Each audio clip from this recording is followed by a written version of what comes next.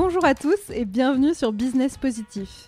Si vous avez l'ambition de mettre en place les meilleurs leviers marketing à la fois durables, efficaces et alignés avec vos valeurs, vous êtes au bon endroit. Je suis Mélodie Schmoss, entrepreneur de l'impact et chaque semaine, je pars à la rencontre de ceux qui font du marketing un atout incontournable de leur réussite. Le but ? Vous donner un maximum de clés pour atteindre vos objectifs de business et d'impact. Si cet épisode vous plaît, partagez-le ou laissez-lui 5 étoiles sur Apple Podcasts. Au-delà de faire des bons produits et de créer une belle marque, comment aussi on arrive à changer les codes de marché et finalement retrouver du bon sens sur un marché qu'on a perdu depuis longtemps. Aujourd'hui, je cause avec Cyril, fondateur des Petits Bidons, une marque de lessive engagée qui a su très vite faire parler d'elle. Cyril a un parcours en grande conso chez des marques comme L'Oréal et Danone et c'est après une prise de conscience personnelle qu'il se lance dans la création des Petits Bidons. En fait, on n'est pas là pour faire un fond de vitrine, on est là pour intéresser les gens. Donc, la clé du truc, c'est de se dire déjà qu'est-ce qu'on a envie de raconter qui est intéressant. Entre sensibilisation et divertissement, l'équipe a déjà réussi à moderniser ce sujet pourtant pas hyper sexy de la lessive en utilisant tous les codes d'aujourd'hui et notamment les réseaux sociaux. Elle compte plus de 120 000 abonnés cumulés avec un fort taux d'engagement, ce qui est une vraie valeur ajoutée pour le développement de l'activité. Parce qu'en effet, l'entreprise a décidé en 2022 d'accepter les discussions avec la grande distribution pour faire entrer son produit dans les rayons des supermarchés. Le but, être là où les consommateurs sont les plus nombreux et transformer profondément et durablement cette industrie. Mais trêve de causerie, je vous laisse découvrir cet échange. Salut Cyril, bienvenue sur Business Positif. Bonjour Mélodie. Écoute, déjà, est-ce que tu peux me raconter un peu la genèse ou en tout cas ton déclic? Pourquoi tu es passé de L'Oréal, Danone et ce genre de boîte à la création d'une entreprise comme les Petits Bidons? Vaste question. En fait, oui, effectivement, avant, j'ai travaillé pendant 7 ans dans des grands groupes, donc L'Oréal et Danone, ce qui m'a permis d'apprendre plein de trucs en fait sur le métier à la fois de développement produit, de com, de vente, etc. Et puis je me suis retrouvé après 7 ans de vie professionnelle à me dire en fait, ok, je sais faire des trucs, mais les décisions qui sont prises sont pas forcément dans le sens de mes valeurs et de ce que j'ai envie de faire. Et donc j'ai décidé d'arrêter et je me suis retrouvé avec beaucoup plus de temps. Et je me suis dit, je vais faire dans ma vie un peu tout ce que j'avais pas eu le temps de faire avant. Donc, c'est passé par plein de trucs différents. Donc, j'ai repris du sport, machin. Et puis, je me suis aussi dit, je vais me lancer dans une démarche un peu plus écologique dans ma façon de vivre. Et dans toutes les démarches que j'ai entreprises, il y avait faire sa lessive maison. Donc, j'ai commencé un peu comme ça. Je me suis rendu compte que c'était hyper intéressant parce que du coup, il n'y avait pas beaucoup d'ingrédients. J'avais testé plein de formules. J'avais trouvé des formules plutôt efficaces, etc. Et le seul truc, c'est que je savais que dans mon emploi du temps d'avant et dans l'envie, j'allais pas forcément la réaliser tous les mois. Et donc, Oui. ça a commencé, si tu veux, à mettre une petite graine dans cet univers de la lessive et de la détergence.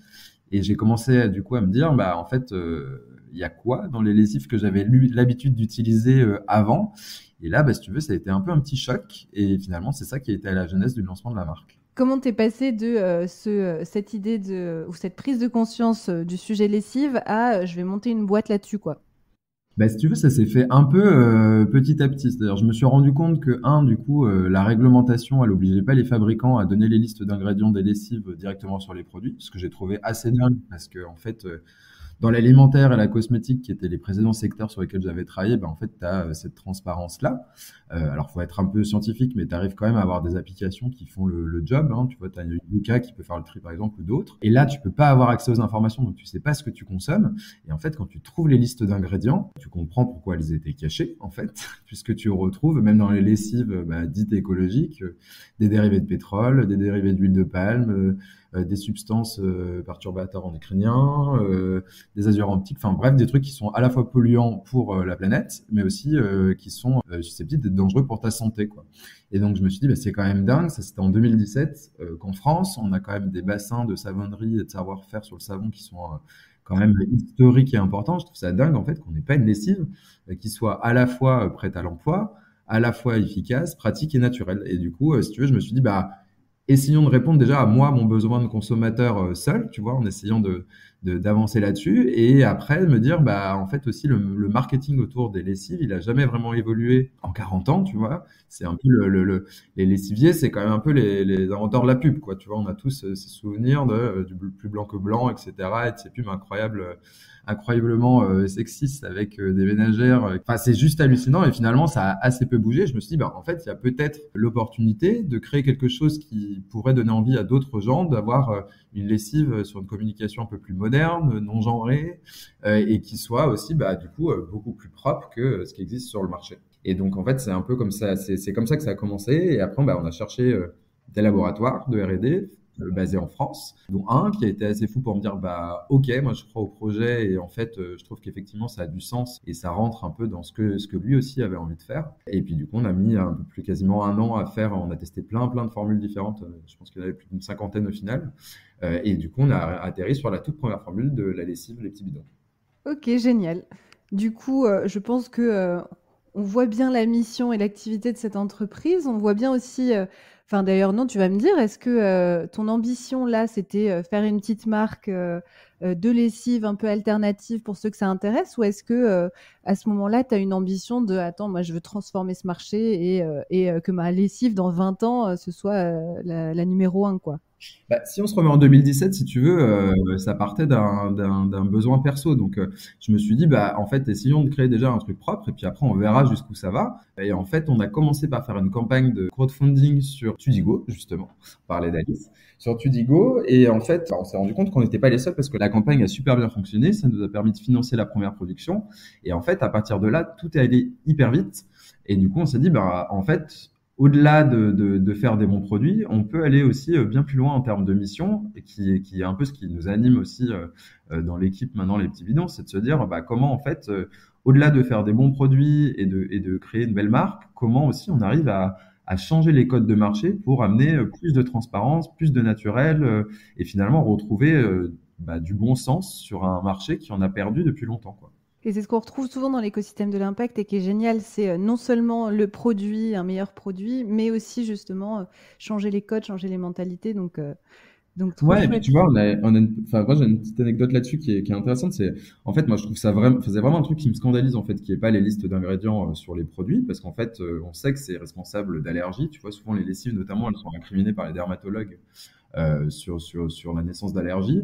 Et je trouve ça dingue que le consommateur ait pas accès. Et en fait, l'année dernière notamment, on a mené des grandes actions de lobbying auprès des pouvoirs publics, tu vois, pour justement sensibiliser et essayer de trouver des véhicules législatifs bah, pour qu'en fait, il y ait une obligation d'affichage complet des listes d'ingrédients, parce que aujourd'hui, on est les seuls à le faire sur nos produits et du coup on a envie que bah, si tu veux ça transforme durablement le marché, quoi. Donc on commence à voir les prémices. La marque, elle va bien au-delà d'une simple marque, tu vois, business. On est vraiment aussi animé par cette profonde volonté de changer durablement les choses. Bah, c'est tout notre sujet aujourd'hui. Comment on allie tout ça est hyper intéressant parce que du coup, ce qu'on s'est dit, c'est effectivement qu'on allait parler à la fois de cette partie acquisition, à la fois de cette partie sensibilisation, mais le lobbying fait aussi partie quelque part. Donc, ce serait intéressant peut-être de dire un mot sur comment vous y êtes pris. Est-ce que tu as quelqu'un Ouais. en interne qui s'occupe de ça? Est-ce que vous avez pris quelqu'un d'externe? Est-ce que voilà, ça peut être chouette de savoir comment vous essayez de faire bouger les choses aussi à l'échelle publique, quoi. Carrément. Bah, si tu veux, en fait, rapidement, en fait, on a vu que il y avait potentiellement des fenêtres de tir en fait pour faire évoluer la réglementation, qui est une réglementation européenne, donc c'est toujours un peu plus compliqué. Mais du coup, on a fait appel à un cabinet qui nous a accompagnés parce qu'on n'avait pas forcément le réseau. C'est moi qui ai pris du coup ce sujet-là dans l'équipe pour justement bah, aller faire prendre conscience à des députés, à des sénateurs en fait que bah, il y avait ce flou juridique autour de la lessive et de la détergence au sens large, et de commencer en fait, si tu veux, à bah, planter une graine pour la faire germer plus tard sur bah, un moment où il y aura une possibilité de faire bouger la réglementation. Et c'est cette agence qui vous a aidé, par exemple, à viser certains députés ou sénateurs qui pouvaient déjà être un peu ouverts sur ces sujets-là et à organiser des rendez-vous rencontres? Exactement, ouais, bah, on a eu la chance, tu vois, on est allé plusieurs fois au Sénat, on est allé au ministère de l'économie, on a eu pas mal échangé avec le ministère de la transition écologique. Enfin, il y a eu vraiment, tu vois, pas mal de prises de contact pour justement bah, commencer. Là, on avait mis un peu en stand-by par rapport aux élections présidentielles et les dernières. Et du coup, l'idée, c'était vraiment de se dire, bah, là, voilà, on va voir comment on reprend les choses, parce que bah, c'est aussi c'est aussi des investissements et de temps et d'argent en fait d'aller faire ça. Mais il faut qu'on voit, on reste quand même une petite marque, donc on essaie de continuer à le faire de façon un peu plus forte pour les prochains mois. Ok, génial. Et c'est là où on voit que le terme responsabilité sociale ou sociétale des entreprises prend tout son sens aussi, quoi. Bah ouais, parce qu'en fait, enfin pour moi, aujourd'hui, une marque, et en tout cas dans la vision qu'on en a, son rôle, c'est pas seulement de faire du pur business. En fait, notamment quand tu es une marque comme ça qui est en avance en termes de transparence, bah, son objectif aussi, c'est de faire avancer le marché dans les mêmes clous, si tu veux. Et ce qui nous rassure et ce qui nous rend fiers aussi dans l'aventure Les Petits Bidons, c'est qu'en fait, on commence à voir sur des marques concurrentes ou des choses comme ça, des revendications qui n'existaient pas avant qu'on se lance et qui commencent à arriver sur les emballages de nos concurrents. Et du coup, bah, en fait, on est plutôt content. C'est qu'on arrive petit à petit à faire bouger les lignes, quoi. Et d'ailleurs, avant de rentrer dans notre sujet acquisition, par lequel on va commencer, est-ce que vous parlez avec vos concurrents justement, qui n'ont pas cette approche, les concurrents classiques? Est-ce qu'ils vous Non, regardent parce de que, loin? Est-ce que vous ouais, avez je un pense peu... qu'ils nous regardent de loin. On sait qu'ils nous regardent et du coup, on en a la preuve là, tu vois, dans les choses qui se passent petit à petit sur le marché.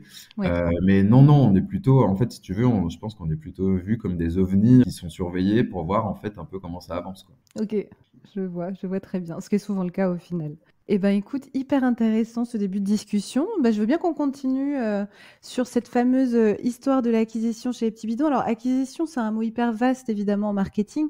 L'idée, c'est plus de comprendre dans un premier temps comment vous avez fait pour acquérir vos premiers clients et pour vous faire connaître, c'est quoi les canaux un peu que vous avez choisis. Ouais. Ça peut être en digital, ça peut être en offline aussi. Alors, c'était essentiellement du digital, ouais. Ouais. Nous, en fait, bah, on a commencé, on n'avait vraiment pas d'argent. En fait, l'investissement qu'on a fait, c'était surtout pour lancer les productions. Donc en fait, l'acquisition, elle s'est faite bah, d'abord par la campagne de crowdfunding en fait, parce que ça nous a permis de recruter les tout premiers ambassadeurs de la marque et de faire commencer finalement le bouche à l'oreille autour de cette nouvelle marque. Et puis après, en fait, on a pris le pari aussi bah, d'arriver sur les réseaux sociaux et d'aller parler directement aux consommateurs. On a privilégié au démarrage Instagram, Facebook et LinkedIn qui restent nos principaux canaux de communication. Et du coup, l'objectif, c'est de faire grossir à cette époque-là en organique bah, la communauté en apportant bah, à la fois des informations sur la marque, mais pas seulement, parce qu'en fait, on essaye de pas être trop nombriliste. Et c'est surtout en fait de faire de la pédagogie justement sur bah, toutes les choses qu'on découvrait au fur et à mesure sur ce marché-là qui nous choquaient pour informer le consommateur. Et un de nos leitmotifs, c'est de se dire comment on arrive à faire beaucoup de pédagogie et d'information sur les sujets des détergents, mais même au sens très large, autour de l'écologie, de l'impact, de l'engagement, pour qu'on soit aussi bah, finalement presque hybride entre un compte de marque et un compte presque média, quoi. Et du coup, vous avez senti de l'engagement. Est-ce que tu aurais des clés, des astuces, des choses que tu as vues qui ont particulièrement marché, par exemple sur le compte Instagram? Vous avez 60 000, je crois, personnes qui vous suivent. Ouais, en tout, on a un peu plus de 120 000 personnes qui nous suivent sur les différents réseaux. Et en fait, bah, ce qui fonctionne, en fait, c'est que tu t'adresses vraiment, soit tu mets en avant bah, finalement des informations un peu frappantes et percutantes, tu vois, où tu viens apporter de l'information au consommateur dont il n'avait pas conscience. Et ce qui est bien, c'est que, bah, en fait, j'aime bien dire, c'est qu'en fait, nous, à la base, on est des consos. Donc, en fait, on n'avait pas à l'époque, tu vois, toute la connaissance de ce marché-là. Et en fait, bah, tous les trucs qui nous choquent, finalement, ça choquait aussi toute la communauté qui était en train de se construire. Donc ça, c'est le premier truc. Et la deuxième chose aussi qui fonctionne bien, c'est bah, finalement toutes les astuces du quotidien pour essayer bah, petit à petit d'aller vers un univers un peu plus engagé et écologique sans que ce soit culpabilisant. Parce que ça, c'est aussi un de nos gros axes de communication. C'est moi, je suis intimement convaincu qu'en fait, tu peux pas faire des énormes switches à la majorité des gens, tu vois, sur la façon de consommer, etc. Et en fait, on est vraiment dans l'accompagnement des gens qui ont envie, qui savent pas trop par quel bout prendre les choses. Enfin, tu vois, on est vraiment encourageant sur la partie, bah, sur les petits pas en fait. Tu vois, les gens qui ont envie de s'engager, de leur dire, bah, commence par ça et en fait, on ira petit à petit vers du zéro déchet, du vrac, etc. et des choses plus engagées. Mais commence déjà par mettre le doigt dans l'engrenage et tu verras, en fait, c'est pas si compliqué et on va pouvoir t'amener vers un chemin plus écolo. Et puis, enfin, si on reste un peu sur Insta aussi, mine de rien, vous avez quand même une ligne qui est assez moderne, où vous utilisez tous les codes d'Insta aujourd'hui. Tu vois, il y a quand même pas mal de marques qui sont un peu à la traîne, mine de rien, parce que ça bouge vite. Comment vous débrouillez? Tu as une équipe en interne qui fait ça. Tu as le dernier post, d'ailleurs, là, aujourd'hui, c'est une photo de toi, donc n'hésite pas à te mettre en avant aussi des fois. Ça m'arrive. Ouais, on fait des petits récaps sur les actus environnementales à chaque fois et du coup c'est moi qui prend cette partie-là. Mais en fait, oui, on a une équipe. Aujourd'hui, on est 10 dans l'équipe. Et il y Ouais. a 3 personnes qui sont vraiment sur la partie communication sur les différents réseaux et qui, en fait, ont en charge de créer la ligne éditoriale, faire les recherches de contenu, les mettre en forme pour que ce soit le plus digeste possible pour la communauté et qui, du coup, travaillent aussi après toute la partie influence, partenariat, etc. Donc vous travaillez aussi avec des influenceurs et c'est vraiment en interne que vous arrivez à faire tout ça. Tu as vraiment décidé d'internaliser cette partie-là, quoi. Ouais, pour moi c'est clé en fait parce que t'es quand même en fait c'est ce qui fait aussi l'ADN de la marque, c'est qu'en fait on prend la parole, on connaît les sujets, on sait ce qui fonctionne et ne fonctionne pas bien, on sait les sujets qui intéressent parce qu'en fait c'est des trucs qu'on a découverts et qui nous ont surpris ou qui nous ont interpellés ou on a trouvé que c'était des bonnes initiatives et finalement on se sert aussi des sensibilités de chacun dans l'équipe pour justement faire émerger tu vois du nouveau contenu au fur et à mesure de ce qu'on crée et de ce qu'on fait grandir sur les réseaux. Et comment vous faites pour développer le compte aujourd'hui? Vous publiez évidemment. Est-ce que vous avez aussi, parce qu'on parlait d'organique, est-ce que vous avez aussi fait un peu de SIA? Est-ce que vous avez sponsorisé pour pouvoir réussir à avoir cette communauté? Ouais, on le fait, mais alors pas de façon trop régulière. On le fait sur des postes où on trouve que c'est pertinent, tu vois, d'en fait d'aller vraiment toucher l'intégralité de notre base de communauté, Ouais. parce qu'on trouve que soit le sujet est assez fort pour que ça puisse intéresser beaucoup de monde, ou parfois aussi sur tu vois, sur des lancements de produits où du coup on va aller mettre un peu de sponsor. Mais il y a beaucoup de choses qui sont réalisées en organique en fait et qui ont enfin des taux d'engagement qui sont vraiment exceptionnels sur les réseaux. Et ça nous rassure aussi sur le fait que le contenu, tu vois, en organique fonctionne encore très bien, quoi. Ouais. Oui, vous avez vraiment réussi. Bah, justement, on peut faire un petit focus là-dessus. Tu penses que ça, le fait que votre contenu organique il fonctionne bien, donc comme tu disais, c'est parce qu'en fait, il y a une identification des gens sur en fait, votre engagement, il vient toucher tout le monde. On est sur un produit de grande conso. En plus, le sujet n'avait pas forcément été défriché avant vous. Donc, Mm. vous venez aussi apporter de la lumière sur quelque chose qui était opaque et où il n'y avait pas de conscience dessus jusque-là. Est-ce que tu peux me dire s'il y a des clés que tu avais en amont du fait de venir du monde de la grande conso pour justement réussir à faire connaître les petits bidons comme petite marque mais qui fait du bruit quand même sur son secteur, quoi. Écoute, moi, le parcours que j'ai eu avant, il m'a plutôt aidé pour la partie de développement produit et Ouais. la partie création d'entreprise sur toutes les différentes fonctions, tu vois, qui sont nécessaires au lancement d'une boîte. Donc, c'est surtout là-dessus. Je dirais pas que ça m'a aidé sur la partie réseau, parce que finalement, ces boîtes-là, c'est pas les meilleures en fait Ouais. sur ce type de réseau. Et en fait, généralement, c'est des comptes assez vitrines ou des OP, tu vois, qui sont un puissant fonds d'investissement média, mais qui finalement sont juste, on va dire, picousés à ce que tu mets en sponsor derrière, quoi. Donc, c'est pas forcément là où ça s'est construit, c'est plus en fait dans déjà la consommation personnelle des réseaux sociaux, en fait, où tu commences à voir aussi ce qui t'intéresse, ce qui fonctionne, les tendances. C'est l'arrivée des nouvelles personnes dans l'équipe, hein, avec des gens qui ont dès le démarrage permis de structurer aussi la ligne éditoriale, ce qu'on voulait faire, ce qu'on voulait pas faire. Et il y a des trucs qui ont été assez clairs dès le début. Alors ça me fait plaisir quand je dis que le compte il est plutôt bien tenu et dans les tendances, mais on a aussi un leitmotiv qui est de se dire en fait on n'est pas là pour faire un compte vitrine. On est là pour intéresser les gens. Donc, on essaie de faire un truc qui est plutôt joli. La clé du truc, c'est de se dire déjà qu'est-ce qu'on a envie de raconter qui est intéressant. Oui, et puis moi, quand je disais ça, c'était aussi dans le sens, vous utilisez les codes d'Insta aujourd'hui, tu vois. Vous utilisez les différents formats, vous utilisez autant de la vidéo que du réel, que des messages d'accroche, que des carousels. Vous éduquez. Et en fait, c'est ça qui est hyper chouette. Je trouve que c'est un bon cas d'étude pour ceux qui se posent des questions sur leur compte Insta, qui sont en B2C. Franchement, c'est hyper intéressant, en fait. Je conseille en plus parce que du coup, les algorithmes, ils changent quand même souvent, tu vois, Ouais. sur ces réseaux.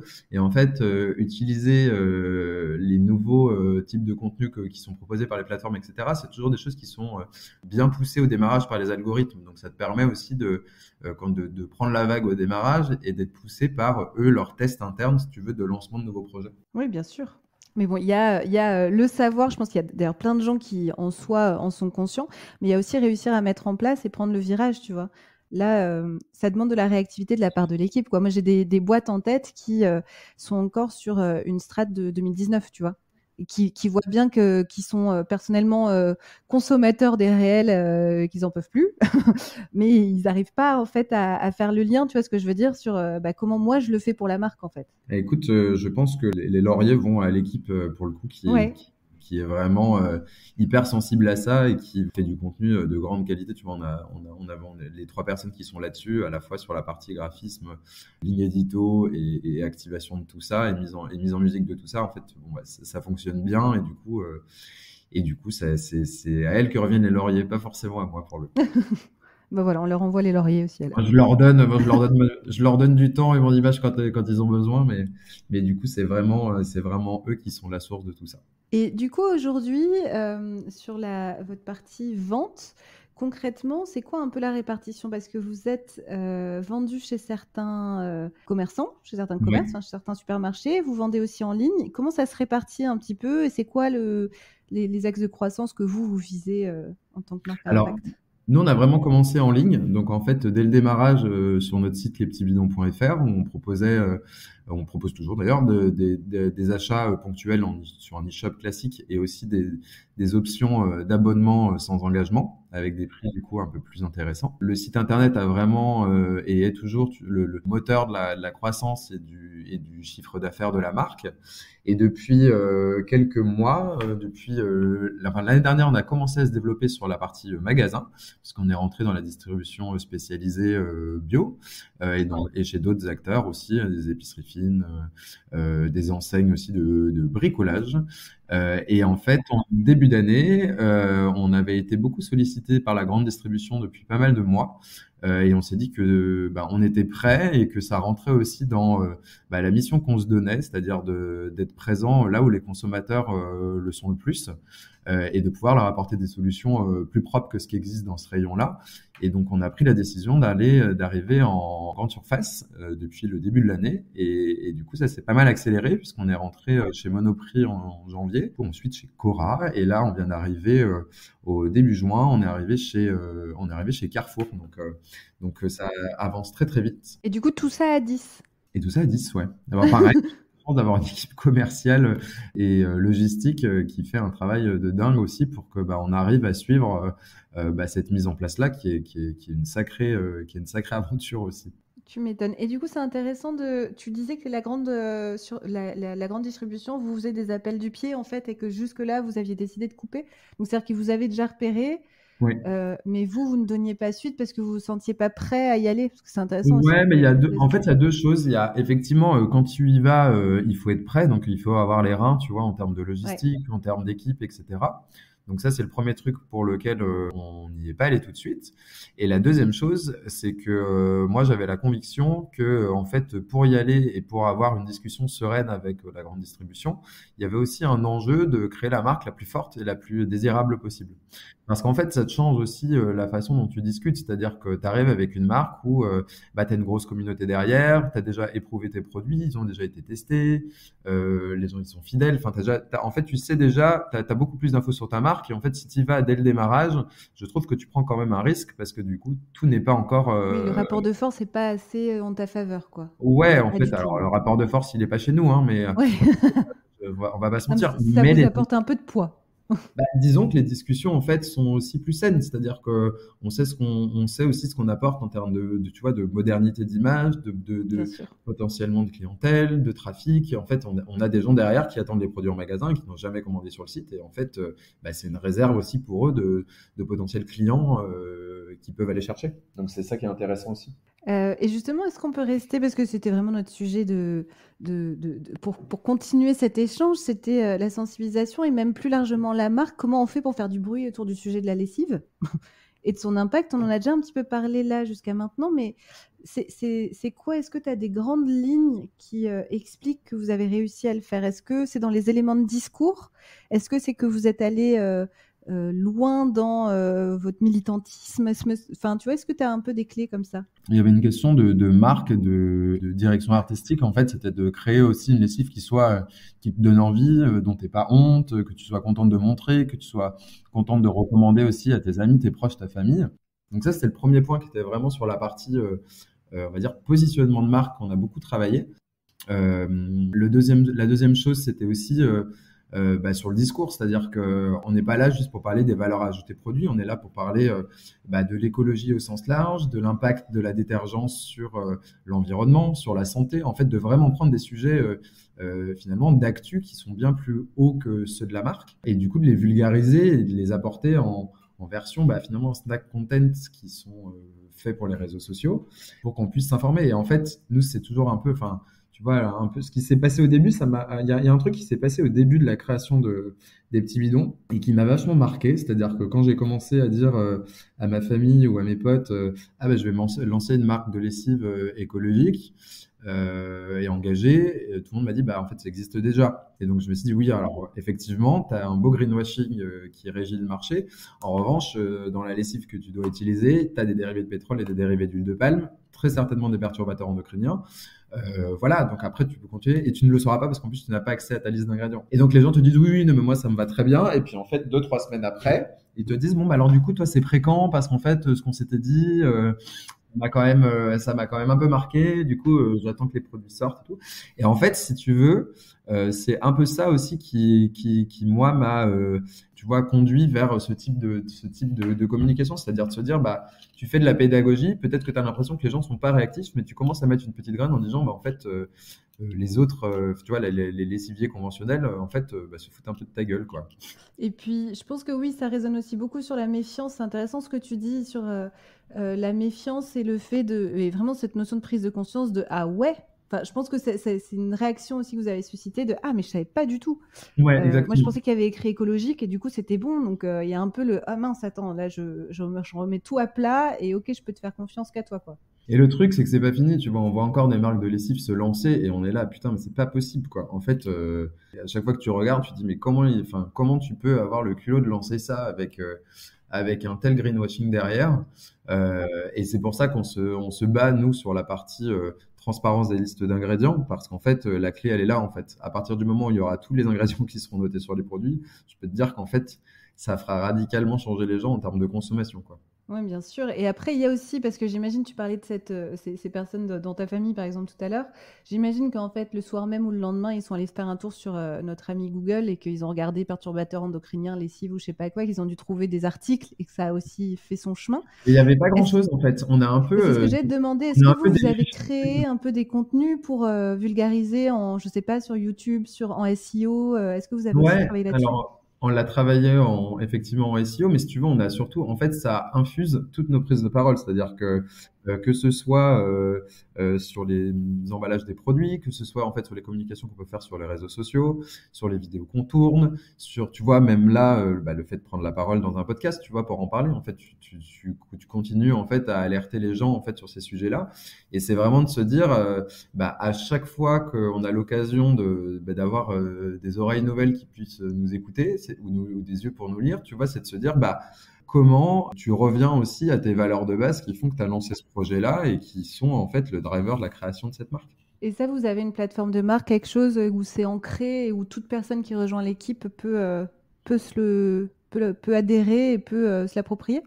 Alors oui, après ça se fait aussi c'est des trucs que tu apprends au fur et à mesure que tu arrives dans l'équipe, mais effectivement ouais, on a un truc tu vois quand les gens arrivent, pour justement leur expliquer c'est quoi nos différences avec le marché, c'est quoi l'état du marché, c'est quoi notre mission, c'est quoi pourquoi ça s'incarne, tu vois, la signature de la marque, c'est laver sans tout salir, mais qu'est-ce que tu vas dire derrière, tu vois, en fait, qu'est-ce que ça veut dire concrètement, et pourquoi c'est pas du greenwashing, et pourquoi en fait on a cette transparence-là. Et puis après, il y a un truc dont on n'a pas parlé, mais pour moi, l'une des plus grandes valeurs, tu vois, qu'on a par rapport au reste du marché, c'est qu'en fait, la démarche, elle est profondément sincère, en fait, dans ce qu'on a créé. Oui. Et ça change radicalement les choses. C'est-à-dire que, tu vois, je vais pas te dire, j'ai voulu créer une marque de lessive parce que, en fait, le marché de la lessive en France, c'est 2 milliards d'euros et qu'en fait, je pense qu'on peut le disrupter et devenir une licorne, tu vois.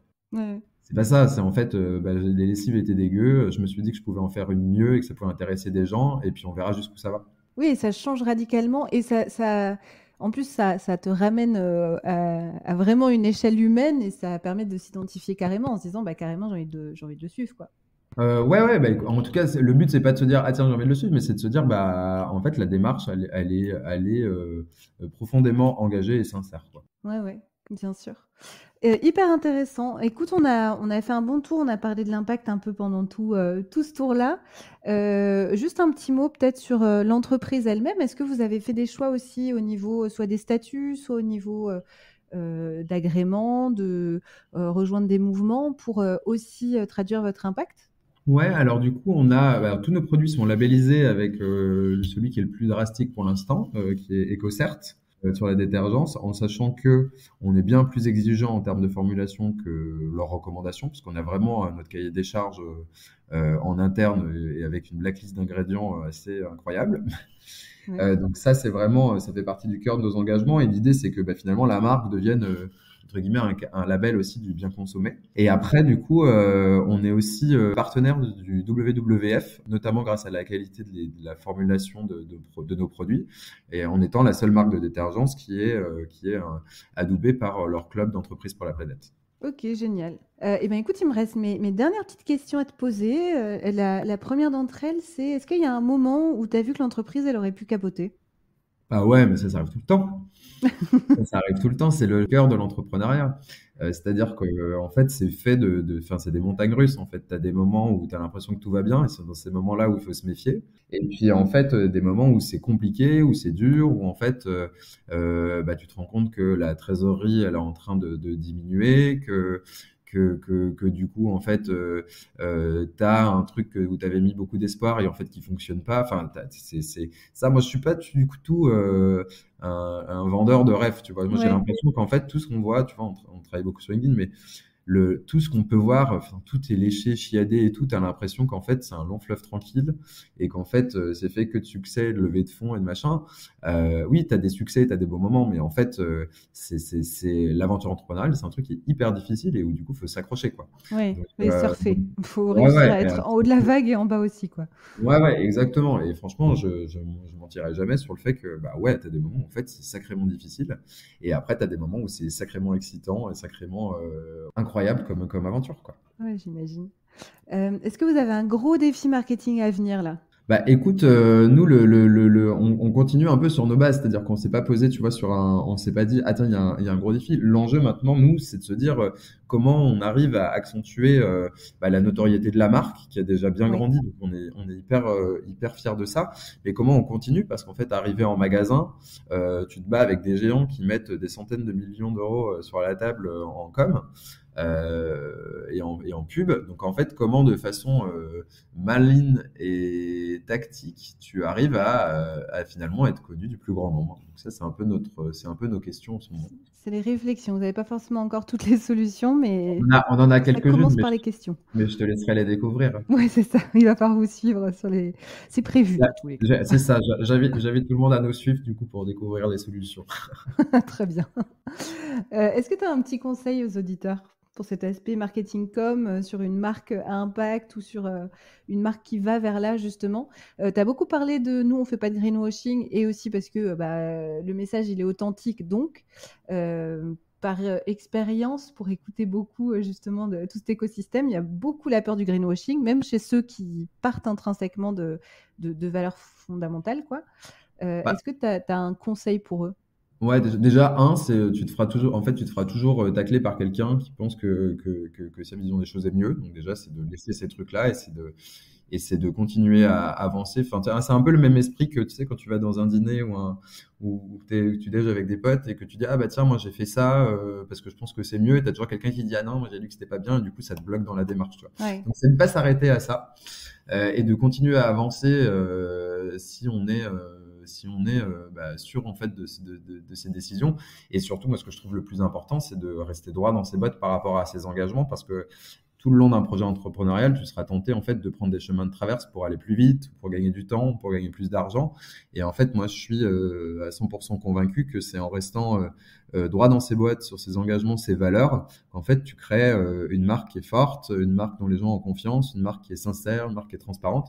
Et c'est ça qui fait la puissance et la force de la marque in fine. Hyper intéressant, oui, c'est clair. De tous les épisodes qu'on a pu enregistrer jusqu'à maintenant, c'est vrai que ça se retrouve beaucoup. C'est très juste ce que tu dis. le fait Ouais, de bah, se relancer bot. en fait, c'est ça qui fait l'heure de la marque. C'est en fait demain, de la même façon qu'en fait on a la chance d'avoir une communauté très engagée qui nous fait confiance. Si demain on fait de la merde, bah en fait ça sera tout aussi rapide que ça s'est créé, quoi. Oui, exactement, surtout Donc avec en les fait, réseaux. Ouais. ouais, en fait, t'as aussi un devoir de suivre tes engagements et en fait, et si tu as des décisions à prendre, d'être transparent. Tu vois, nous, ça nous arrive en fait parfois de prendre la parole et d'expliquer, bah ouais, là en fait, on n'est pas totalement satisfait d'un produit, du coup on l'a refait et on l'a refait pour ça et du coup il est comme ça. Mais en fait, les gens ils comprennent, tu vois. Ce que Ouais. les gens comprennent pas, c'est quand tu essaies de leur faire à l'envers. Ouais, ouais, c'est clair, tout simplement. Est-ce que tu aurais une recommandation à nous faire d'une conférence, d'une campagne, d'une boîte que tu suis et ou dont tu as bien aimé une campagne par exemple de sensibilisation, un livre, quelque chose sur justement ces sujets marketing et impact, comment réussir Mais écoute, ouais, à il y a allier ça?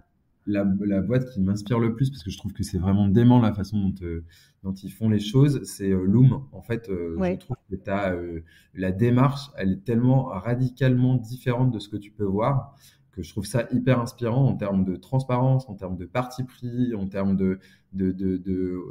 d'engagement et tout. C'est vraiment, moi, une des marques qui m'inspire le plus par rapport à tout ce qu'ils font et ce qu'ils communiquent aussi. Et si vous connaissez pas, je vous invite à découvrir. C'est vraiment, c'est tranché, c'est cinglant et c'est super bien fait. carrément. Ils ont une plume géniale pour justement partager tout ça. Et c'était un des premiers épisodes que j'avais enregistré il y a Ah bah, t'as 2 ans bien ou fait 3 parce ans, que, je écoute, alors, crois. Julia Fort. Ouais, elle est top. Donc, elle est n'hésitez pas à exceptionnelle. aller écouter parce qu'elle est vraiment, vraiment top. Puis, elle a même fait un TEDx sur l'avenir et si les entreprises de demain qu'on admirait, c'était pas justement les licornes, c'était Ouais, le boucher qui ose être épanoui à sa taille, en fait. Enfin, il y a ouais. plein de choses hyper intéressantes qu'elle raconte Non, non, mais je trouve que qui posent beaucoup de questions. ouais, ça donne un autre prisme en fait sur la lecture du succès et de la réussite, Exactement. et que je trouve super inspirant. Ah bah carrément, je te rejoins. Donc n'hésitez pas à aller écouter et puis surtout à les suivre parce que c'est vrai que c'est vraiment chouette à voir voilà, au quotidien, quoi. Et ben, c'est un acteur que tu nous recommandes. Je te propose d'en recommander un dernier pour terminer cet échange. Est-ce qu'il y aurait un autre acteur que tu me recommanderais pour le coup pour venir parler dans ce podcast de ces sujets-là? Alors ouais, moi je te recommande, il y a deux boîtes que je trouve top. Il y a une boîte qui s'appelle Joe, qui fait de toutes sur la partie culotte menstruelle, etc. Qui est vraiment super engagée et qui a une com qui est dingue. Et pareil sur la transparence, qui se bat aussi pour remettre la transparence sur ce marché des protections hygiéniques. Ok, Vraiment, et je trouve qu'il y a une super bonne alliance entre la partie engagement et com et modernité. Donc ça, c'est vraiment chouette. trop bien. Euh, et une autre boîte qui fait de l'alimentation chat notamment, qui s'appelle Ziggy, qui a une com qui est super décalée, qui est très engagée aussi et qui arrive pour le coup à bien manier aussi humour et engagement. Ok, génial. Et ben écoute, tu vois, je connais Tomojo dont on nous parle beaucoup. Ouais, À plusieurs reprises, au point que je les ai contactés là il y a pas longtemps et on va enregistrer, mais je connaissais pas celle-là, j'irai regarder. bah, vas-y, va faire un tour. Merci beaucoup pour tous ces partages. Hâte de pouvoir diffuser ça pour que ça puisse être écouté par les auditeurs du podcast. Ben, un grand merci à toi pour ce moment et puis pour toutes ces questions. C'était un super échange. Trop bien, je te dis à bientôt. À bientôt. Si vous êtes arrivé au bout de cette causerie, c'est sans doute qu'elle vous a plu. Pour être averti des prochains épisodes, inscrivez-vous à la newsletter Business Positif et abonnez-vous sur votre plateforme d'écoute préférée. Et puis j'imagine qu'on vous le demande souvent, mais c'est tellement précieux d'avoir votre soutien. Alors s'il vous plaît, prenez une petite minute pour partager cet épisode autour de vous et le noter ou lui laisser un commentaire sur Apple Podcast. À très vite!